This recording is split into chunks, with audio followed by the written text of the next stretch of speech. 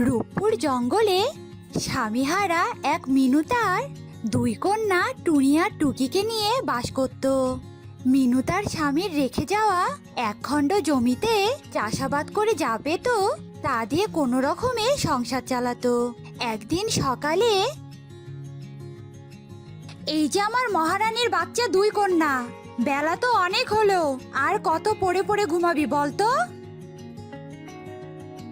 মায়ের ডাক শুনে টুনি আর টুকি দু বোনে তাড়াতাড়ি করে উঠে বিছানার উপরে বসে পড়ে। তা বলি, আমি যে সারাদিন জমিতে খেটে মরি, দু বোনে তো এভাবে না ঘুমিয়ে আমাকে সাহায্য করলেই পারিস তোরা। এতে করে আমার শরীরটা একটু পরিশ্রম থেকে বেঁচে যায়। এটা কি তোরা বুঝতে পারিস না? হ্যাঁ না মানে মা, আমরা তো কোনোদিনও কাজ করিনি। তুমি তো আমাদের আদরে আগলে রেখেছো, একদম কাজ করতে দাওনি। তাই তো আমরা দু বোনে কোনো কাজ করি না মা। আর এখন তুমি কি না আমাদেরকে বকাবকি করছো? এক থাপ্পড়ে আমি তোদের গাল ফাটিয়ে দেবো বলে দিলাম। খুব পাকা পাকা কথা শিখেছিস তাই না? আজ তোরা দু বোনে মিলে জমি সব কাজ করবি, আর আমি আজ সারাদিন বিশ্রাম নেব। বুঝতে পেরেছিস? হ্যাঁ মা, খুব করে বুঝেছি। এখন তুমি আমাদের ঘোড়ার বলদ বানিয়ে ছাড়বে। কি বললি তুই? আরেকবার বল তো শুনি। না না না না না মা, আমরা কিচ্ছু বলিনি। কিচ্ছু বলিনি তো। এই ছোট, পালা পালা পালা এখান থেকে, নয়তো আজ একটা মার মাটিতে পড়বে না। এই বলে দু বোনই ঘর থেকে বাইরে চলে আসে, আর উঠোনে থাকা দুটো কোদাল নিয়ে দু বোন জমিতে চলে যায়।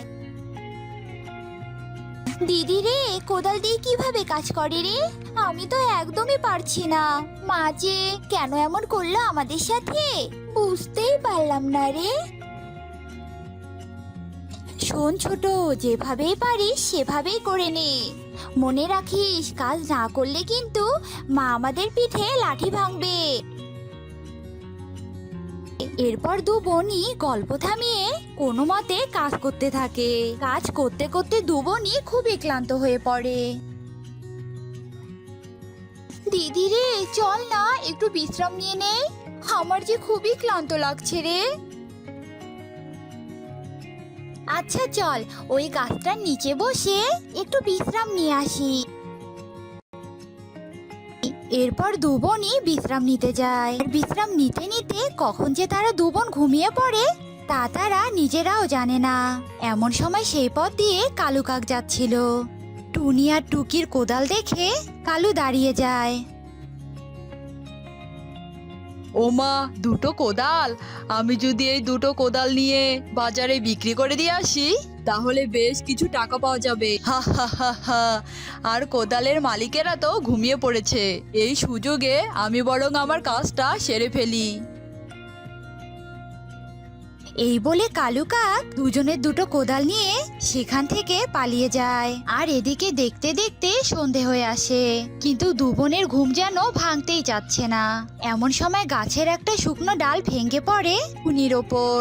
আর টুনি ঘুম থেকে চমকে উঠে বলে, এই ছোট, সন্ধে হয়ে গেছে রে, তাড়াতাড়ি উঠে পড়। কাজের কাজ তো কিচ্ছুই হলো না, শুধু ঘুমটাই হলো। টুনির ডাক শুনে টুকি উঠে বসে। দিদি চল চল, তাড়াতাড়ি কাজে লেগে পড়ি, বড্ড দেরি হয়ে গেছে রে। এই বলে টুকি পাশে তাকায়, কিন্তু তাদের কোদালগুলোকে আর দেখতে পায় না। দিদি রে, আমাদের তো সর্বনাশ হয়ে গেছে। কোদাল দুটো তো দেখছি চুরি হয়ে গেছে। এবার কি হবে? হায় রে, সারে সর্বনাশ হয়ে গেল রে। খালি হাতে বাড়ি ফিরলে যে মা আমাদেরকে আজকে মেরেই ফেলবে। আজ আর আমাদের বাড়ি ফেরা হলো না রে। এই বলে দু বোনই কান্না শুরু করে দেয়। আর এদিকে রাতও হয়ে আসে, চারিদিক থেকে ঝিঝি পোকার ডাক আসতে থাকে। দিদি রে, আমার যে খুব ভয় করছে রে। টুকির কথা শেষ হতে না হতেই সেখানে বনদেবী প্রকট হয় আর ওদের বলে, কে তোমরা বাছা? এত রাতে কি করছো তোমরা? এরপর দু বোন বনদেবীকে সব ঘটনা খুলে বলে। দেবী মা, আমাদের মাকে এত কষ্ট করে কাজ করতে হয়, যদি একদিন কাজ না করে তাহলে আমাদের খাবারের সংকট পড়ে যায়। তোমাদের সবকিছুই বুঝতে পেরেছি আমি। তোমাদের কষ্ট দূর করার জন্য আমি তোমাদের বর দিচ্ছি। এরপর বনদেবী জাদু দিয়ে দুটি আঙ্গুর চারা প্রকট করে। এরপর বলে, এই দুটো আঙ্গুরের চারা তোমরা দু বোনই নিয়ে যাও। এরপর এগুলো তোমাদের জমিতে লাগিয়ে দিবে আর খুব ভালোভাবে এগুলোর পরিচর্যা করতে থাকো।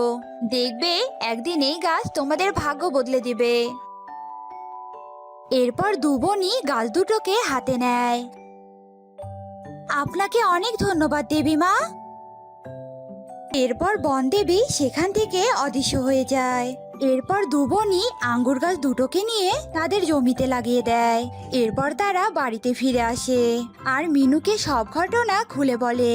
সব শুনে মিনু বলে, তোদের কথা যদি সত্যি হয়ে থাকে তাহলে তো গাছ দুটোর পরিচর্যা করতে হবে। এরপর তারা তিনজনই ঘুমিয়ে পড়ে। এদিকে দেখতে দেখতে সকাল হয়ে যায়। এরপর দু বোন ঘুম থেকে উঠে জমিতে চলে যায় আর যার যার গাছে তারা জল দিতে থাকে, সার দিতে থাকে। আর এভাবেই তারা রোজ গাছের পরিচর্যা করে। আর এভাবেই দেখতে দেখতে অনেকগুলো দিন কেটে যায়। আর দুই কন্যার দুই আঙ্গুর গাছ অনেক বড় হয়ে যায়, এমনকি তাতে আঙ্গুরও ধরে। দিদি দেখ দেখ, আমাদের গাছগুলোতে অনেক আঙ্গুর ধরেছে। এত আঙ্গুর দেখে যে আমার জিভেতে জল চলে আসছে দিদি। টুকির কথা শুনে টুনি দুটো আঙ্গুর ছিঁড়ে হাতে নেয় আর তখনই আঙ্গুরগুলো সোনার হয়ে যায়। এ দেখে তারা দু বোনই ভীষণ অবাক হয়ে যায়। তোর কাছে সাধারণ আঙ্গুরগুলো তো সোনার হয়ে গেল, দেখি আমার গাছের আঙ্গুরগুলো কি রকম হয়। এই বলে মুন্নি গাছের দুটো আঙ্গুর ছিঁড়ে আর সাথে সাথে তার আঙ্গুরগুলো রূপোর হয়ে যায়। এমা, এ কি হলো? সাধারণ আঙ্গুর থেকে সোনার রূপার আঙ্গুর? যা তো মাকে ডেকে নিয়ে আয় তো। যা তো মাকে গিয়ে ডেকে আনতো। এরপর মিনু সেখানে আসে আর মিনু এগুলো দেখে অবাক হয়ে যায়। এরপর মিনু দুই কন্যাকে বলে, শোন তোরা, তোদের দুই কন্যার দুই আঙ্গুর গাছ কোনো সাধারণ আঙ্গুর গাছ নয়, ওগুলো হলো বনদেবীর দেওয়া উপহার। তোরা দুজন এই উপহারের সৎ ব্যবহার করিস।